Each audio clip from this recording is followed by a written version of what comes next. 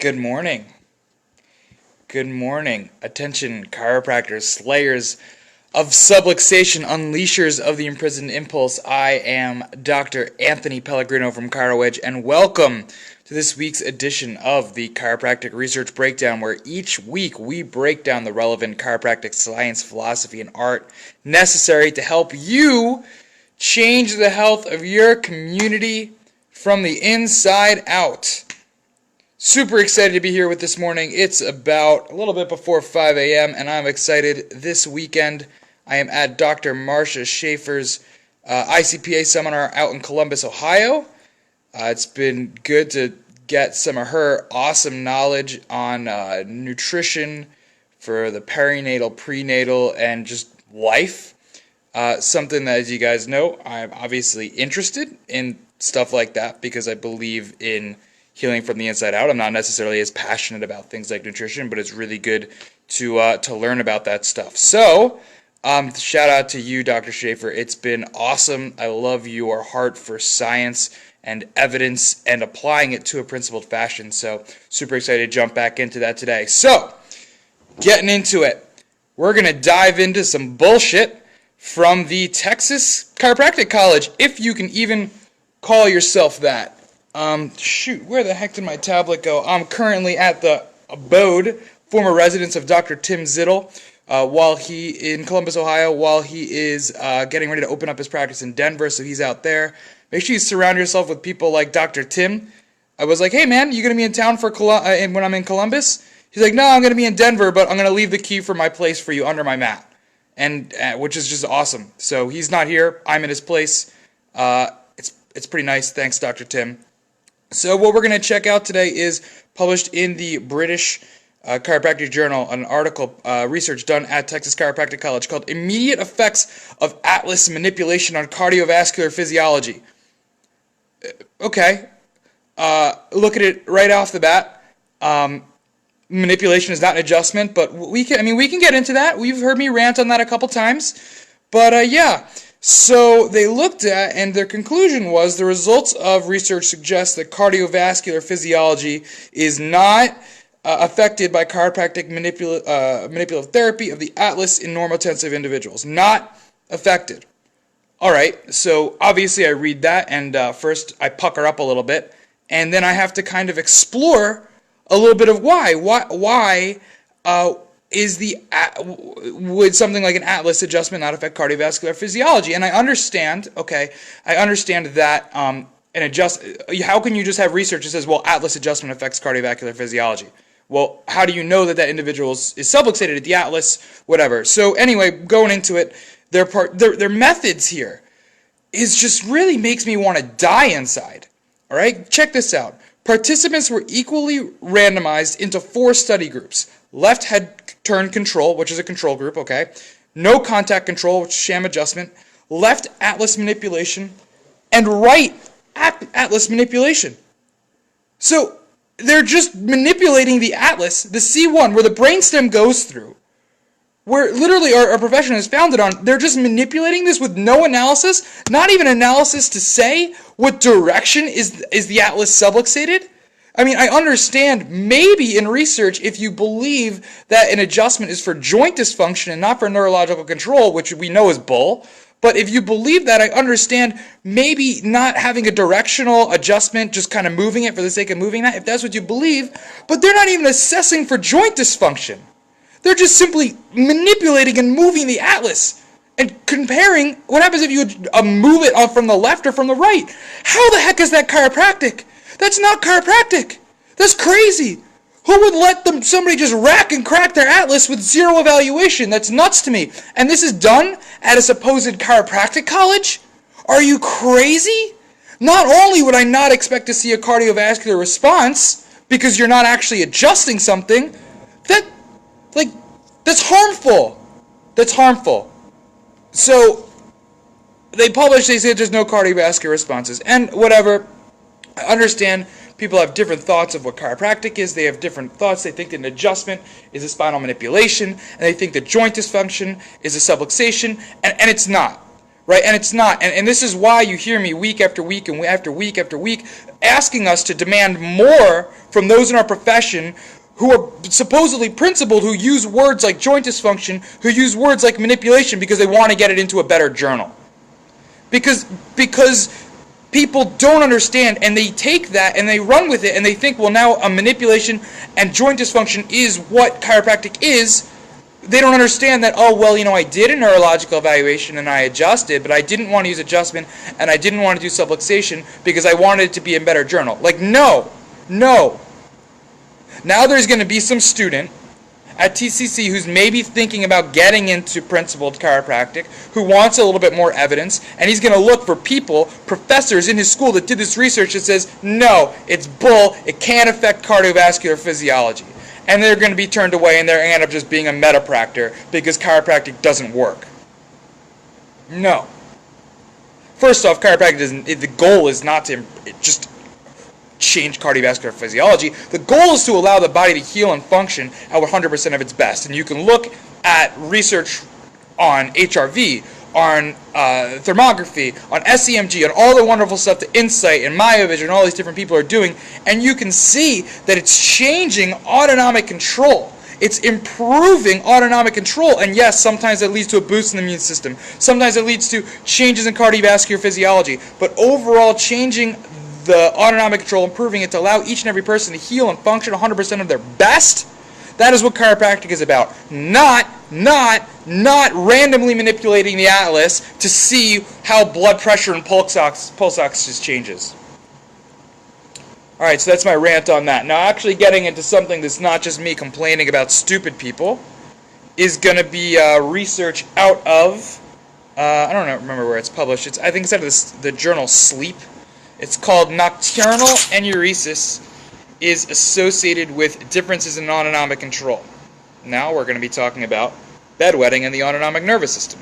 This isn't a chiropractic article, by the way, coming up. This is just a medical article talking about physiology. Now, 15% of 5-year-olds and 10% of 10-year-olds suffer with nocturnal enuresis or bedwetting. It's often thought to be a bladder problem and a breathing problem. Those two things. Accepted theories in the literature are natural delay of bladder response for whatever reason. So the bladder doesn't respond quickly and kid wets themselves. Increased threshold for sleep arousal, which means they don't wake up as easily, so they wet themselves. Weird bladder dynamics, or impaired hormonal cascades. Now, these researchers sought out to look at and see why they had been finding a huge association with nocturnal enuresis and obstructive sleep apnea. So what about a breathing problem? What changes with obstructive sleep apnea that makes kiddos with OSA, or obstructive sleep apnea, have such higher rates of bedwetting? The mechanism that they wanted to explore was that airway obstruction from sleep apnea led to increased intrathoracic pressure, so increased pressure in the chest area, right, which lead to an increased myocardial stretch, which released natriuretic peptides, which inhibited ADH, which led to night pain. All right, so they wanted to explore that. They did polysomnography, which is a sleep study that measures brain waves, O2 levels in the blood, or pulse ox, which we just found from the Arnold Journal. Obviously, chiropractic does not affect, aka random atlas manipulation, but this is why this is important. Heart rate, breathing, eye and leg movements, and blood pressure. So this test, polysomnography, is a sleep study that gives huge insights into the neurological control, the autonomic control over cardiac and respiration during sleep. So what they found was that in these kids with nocturnal enuresis, they found abnormalities in respiration, depression of heart rate at night, and disruption in the variability of oxygen and carbon dioxide parameters, which support a mechanism of improper autonomic control of children with nocturnal enuresis. So OSA, or obstructive sleep apnea, they say is thought to be a major contributor.